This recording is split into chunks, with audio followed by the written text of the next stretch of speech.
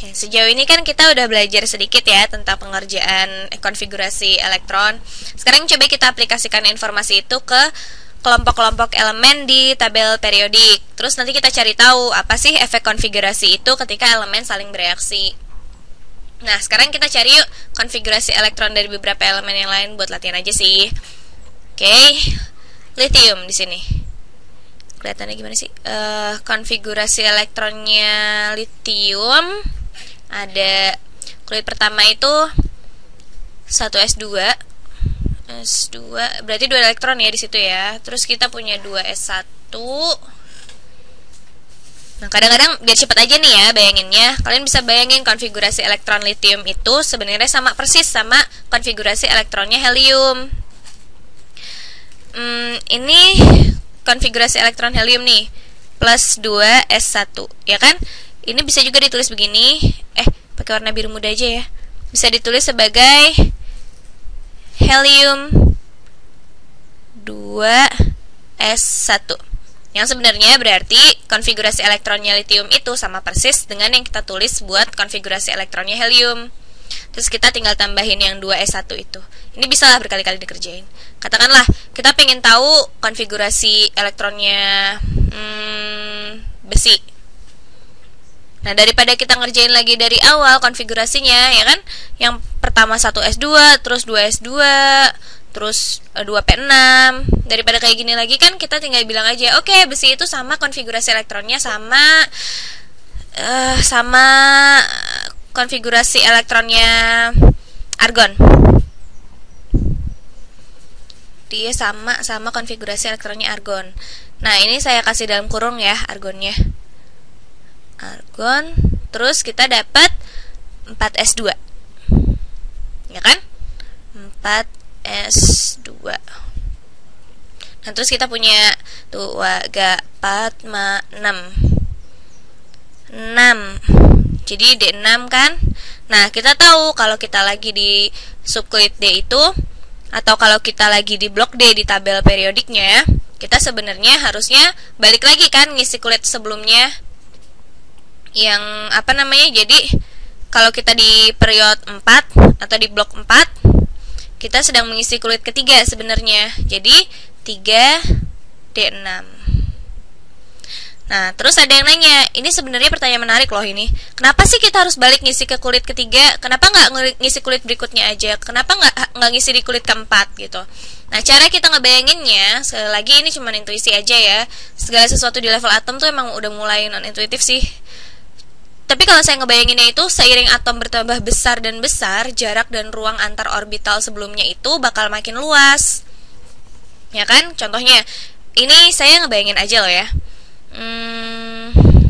Gimana ya? Kalau kulit pertama misalnya kulit pertama kayak gini S-nya. Terus kalau saya potong ya, misalnya katakanlah P-nya kayak gini. Ini P-nya. Ini mungkin kulit kedua kali ya. P-nya kayak gini. Terus tempat berikutnya yang mungkin mau diisi elektron itu adalah mungkin kulit ketiga kan ya. Kulit ketiga itu kayak gini misalnya. Terus kamu isi ini kulit P ketiga. Ini cuman bayangan saya aja ya. Oke. Elektron asli bentuknya nggak kayak gini. Mungkin kulit P ketiganya kayak gini. Kayak gini. Kayak gini. Kayak gini. Nah, terus kita kan di kulit keempat kan sekarang. Jadi kita mengisi kulit keempat kan.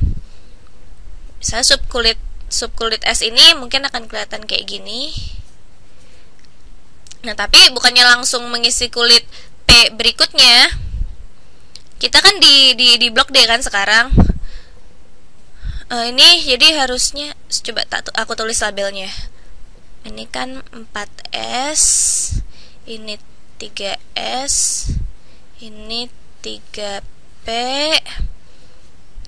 ini 2P,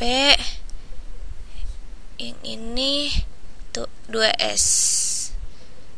Terus nah 2S kan Terus 1s kan di dalam 2s kan, ini nggak usah dipikirin lah. Tapi bayangan saya di balik kenapa orbital D itu kita justru ngisi ke belakang, karena seiring atomnya semakin besar, kita punya jarak di ruang ini antara orbital ini nih.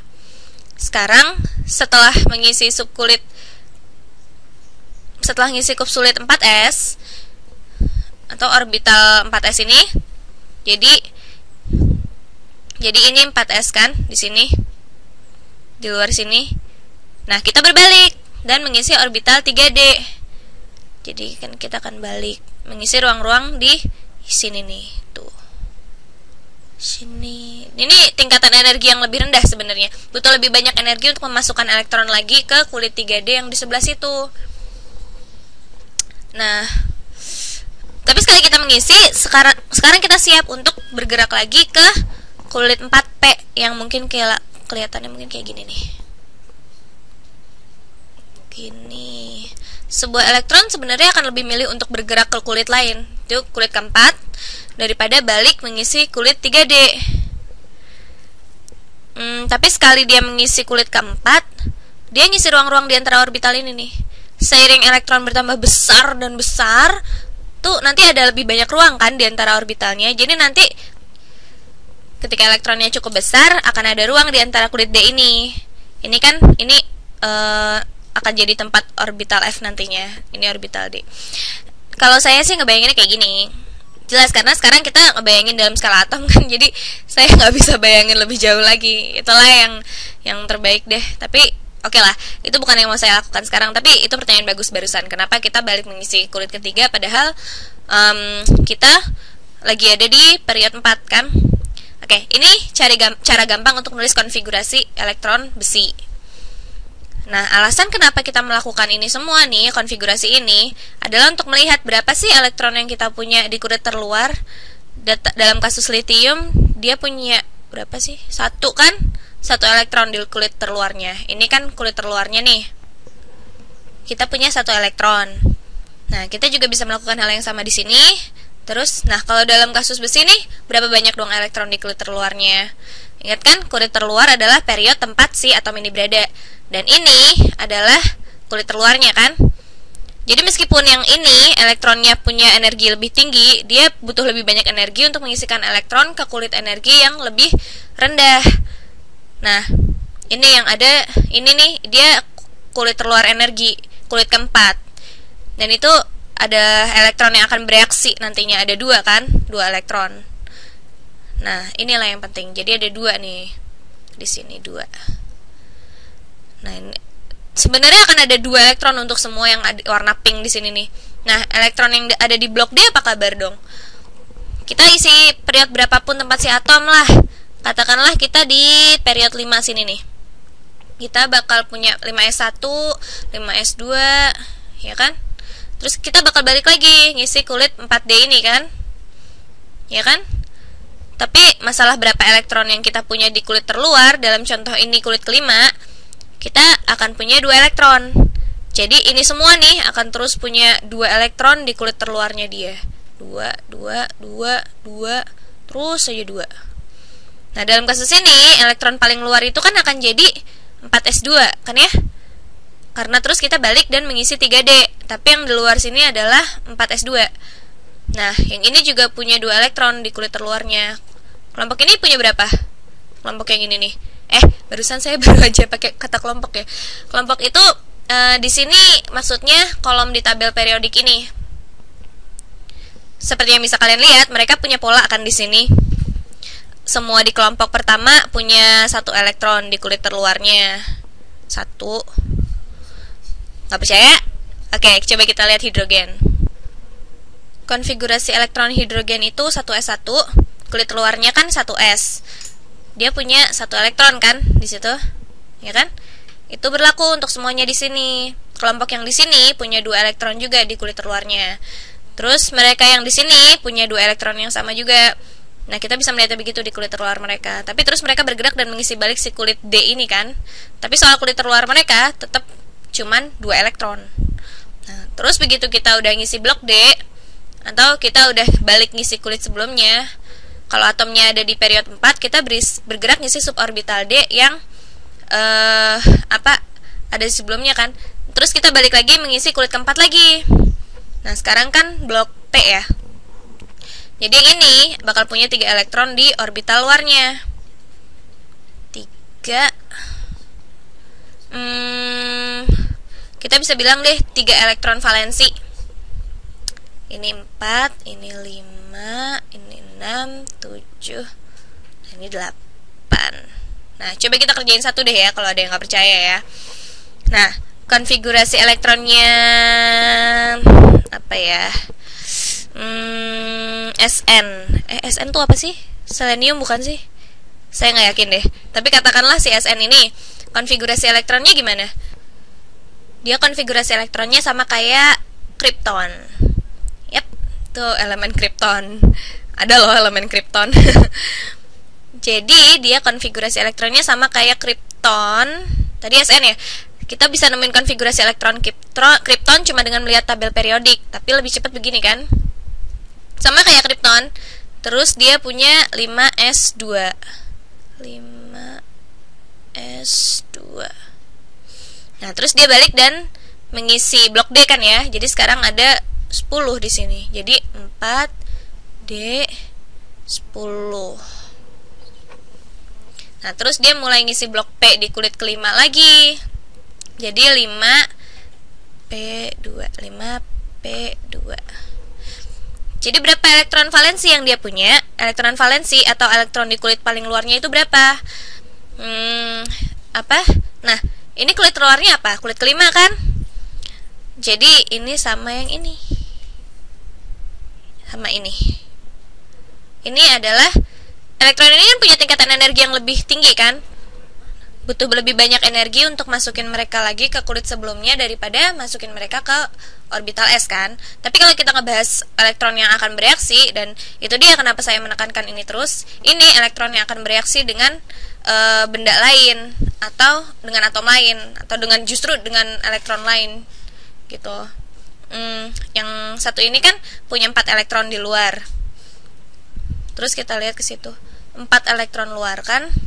Nah, karena ada elektron luar ini kebanyakan adalah yang bakal kita perhatiin, ada apa ya? Ada detail yang cuman kita isi di elektron paling luar aja gitu loh. Katakanlah hidrogen kan bisa kita tulis kayak gini kan. Dimana kita bisa gambar elektron valensi yang paling luar gini. Bisa kita tulis kayak gitu, atau bisa kayak gitu. Tapi ini artinya dia cuma punya 1 elektron di luar untuk hidrogen. Kalau kita mau gambar misalnya besi gimana? Kita punya 2 elektron di kulit terluar. Jadi besi bisa kita gambar kayak gini. Ya. Nah, elektron itu biasanya berpasangan. Jadi misalnya kita mau ngambil contoh ini deh, ini SN nih. Ini selenium ya. Enggak, kita kerjain karbon deh. Karbon kita punya 4 elektron di kulit terluarnya. Karbon kan bisa ditulis di sini. Gini kan?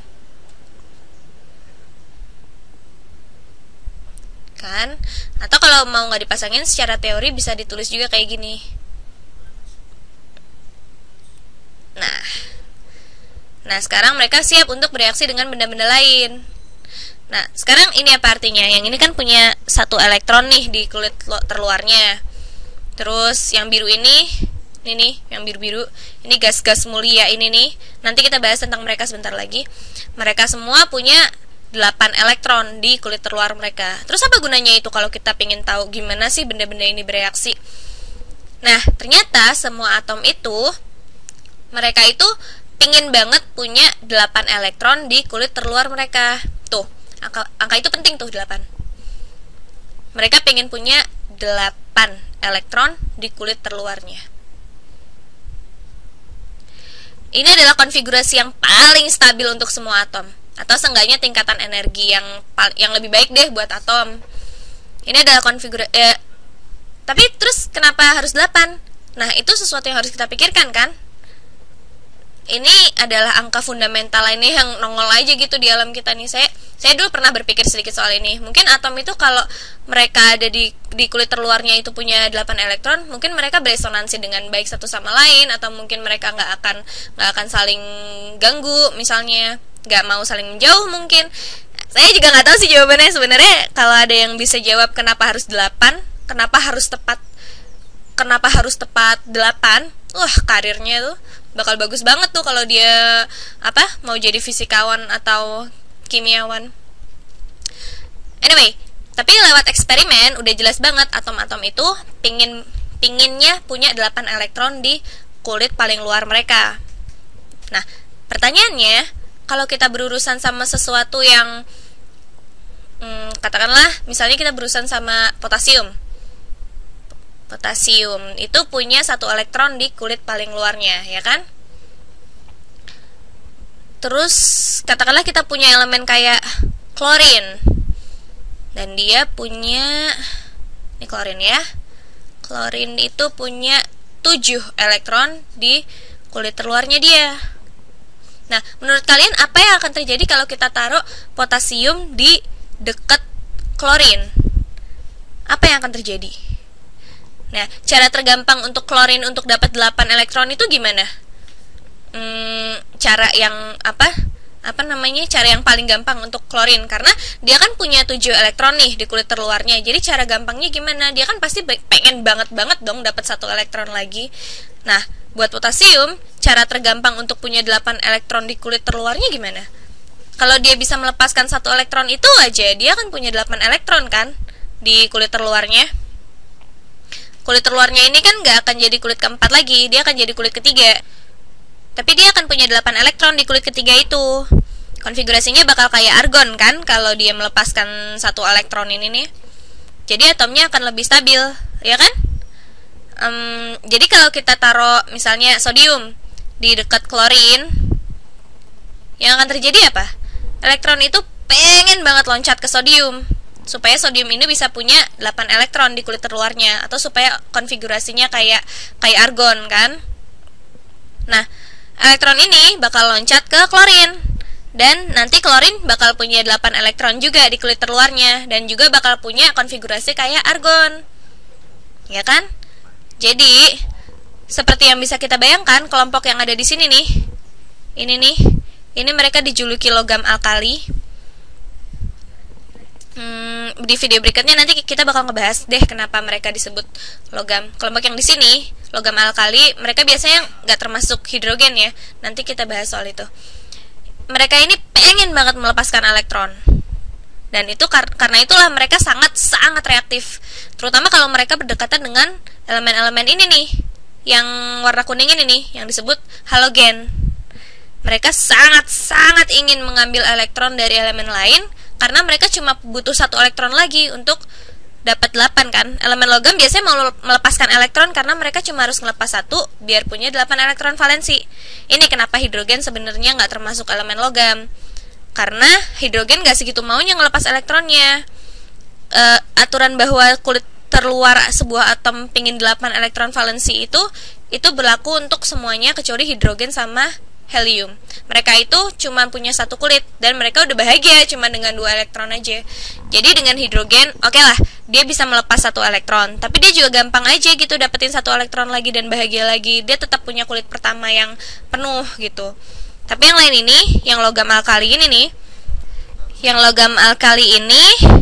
mereka sangat pengen melepas elektron. Kalau kimiawan ngebahas tentang sifat logam, mereka sebenarnya bicara soal seberapa pengen sih sebuah atom itu melepas elektronnya. Oke, waktunya udah habis deh. Di video berikutnya kita akan diskusi tentang kelompok dalam tabel periodik dan kecenderungan yang bisa kita lihat di tabel periodik itu.